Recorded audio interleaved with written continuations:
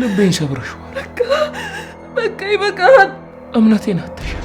ካንቺ ፍቅር እንዳይዘኝ። ምንድነው ያልከው?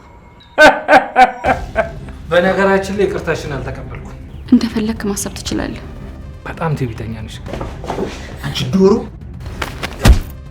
ከዚህ በኋላ እያስፈራራችሁ እንደፈለጋችሁ አታደርጉኝ። ይሁን ለሳሽ ዶክተር ተብዬ ስራ ነው። ዶክተር አንቺ ነሽ የነገርሽው? አውቄው ነበር። አሁን ሲይዝባ በዛው አንቺን ያስለቀሱሽ ደም ባናስለቀሳችሁ ከዚህ በላይ አልፈቅድልህም። በህይወት ፈልጓል። ቤተሰቦች ስርዓት አላስተማሩም እንዴ? እኔ እኮ ላንተ ማፈሪያ የሆንኩ እህት ነኝ። ረሳኸው እንዴ?